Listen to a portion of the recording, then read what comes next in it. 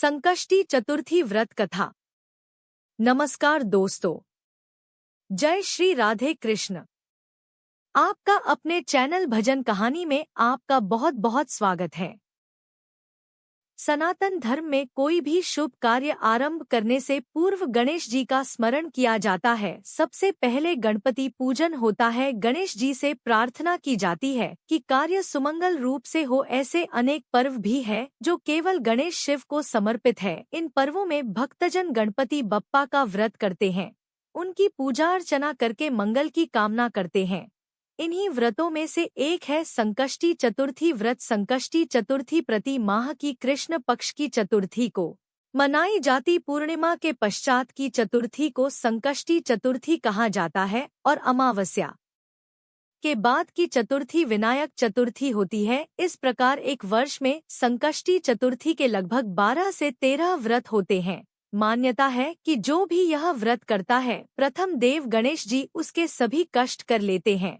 तो आज के वीडियो में हम बात करेंगे संकष्टी चतुर्थी व्रत कथा एवं पूजा की। नमस्कार मित्रों, अंदर डिवाइन टेल्स में आपका स्वागत है। वैसे तो संकष्टी चतुर्थी के विषय में अनेक कथाएं, परंतु इस वीडियो में हम आपको सबसे प्रचलित कथा के विषय में बताएंगे। आइए जानते हैं कैसे हुआ संकष्टी चतुर्थी व्रत का आरंभ। दोस्तों, यह उस समय की बात है जब भगवान विष्णु और लक्ष्मी जी का विवाह निश्चित हो गया था और विवाह की तैयारियां चल रही थी। विवाह का निमंत्रण गणेश जी के अतिरिक्त सभी देवताओं को भेजा गया। सभी देवगण एकत्रित हुए। बारात प्रस्थान के समय जब गणेश जी नहीं दिखे, तब सभी देवताओं ने आपस में बात की कि गणपति नहीं दिख रहे हैं, उन्हें आमंत्रित नहीं किया गया या व्यवसाय नहीं।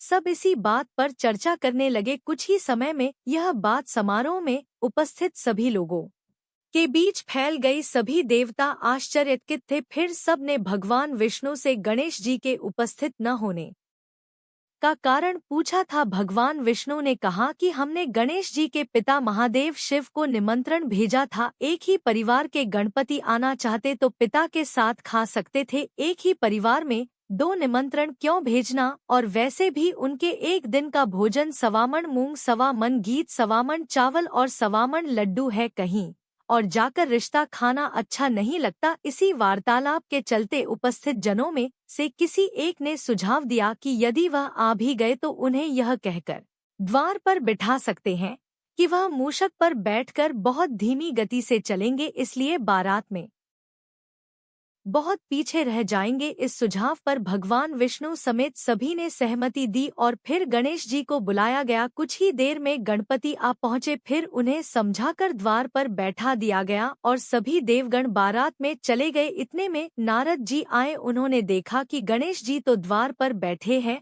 और अन्य सभी देवता बारात में गए हैं। पूछने पर गणेश जी ने उत्तर दिया कि मेरा बहुत अपमान हुआ है, मुझे यहाँ द्वारपाल बनाकर बैठा दिया गया। तब नारद जी ने गणेश जी को सुझाव दिया कि आप जल्दी अपनी मूषक सेना को भेज दीजिए, वह बारात से आगे पहुंचकर रास्ता खोज देगी, जिससे बारात में चल रहे वाहन धरती में धंस जाएंगे और भारत आगे नहीं बढ़ पाएगी। गणेश जी ने ऐसा ही किया। उधर बारात में चल रहे वाहनों के पहिए धरती में धंसने लगे। पहियों को निकालने का बहुत प्रयास किया गया, परंतु सभी प्रयास असफल रहे। साथ ही पहिए टूटने भी लगे। किसी को समझ ही नहीं आ रहा था कि क्या किया जाए। तब नारद जी ने सभी से कहा कि गणेश जी का अपमान हुआ है, इसी कारण यह सब हो रहा है।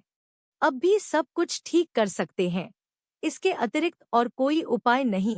यदि मंगलमय ढंग से सभी कार्य संपन्न करने हैं तो उन्हें मनाकर यहाँ बुलाना चाहिए। तब चीन ने नंदी को गणपति को बुलाने के लिए भेजा। जब नंदी गणेश जी को लेकर आए तब उनका सम्मान पूर्वक पूजन किया गया। इसके पश्चात वाहनों के पहिए धरती में से निकाल आए। परंतु अब एक और समस्या थी कि जो पहले टूट गए थे वह कैसे ठीक होंगे। वहाँ पास ही खेत में एक मजदूर काम कर रहा था।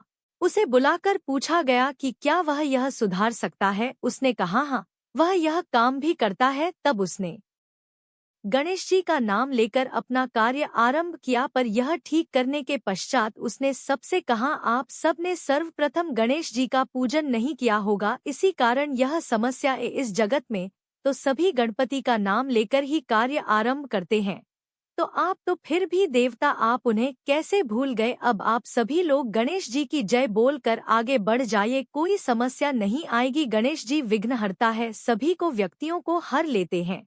और गणेश जी की जय हो बोलकर बारात वहां से आगे बढ़ी। विष्णु जी और माँ लक्ष्मी का विवाह संपन्न हुआ और सभी प्रसन्नतापूर्वक घर लौटे। और मित्रों, तभी से संकष्टी चतुर्थी मनाई जाने लगी। इस दिन बहुत से लोग व्रत करते हैं।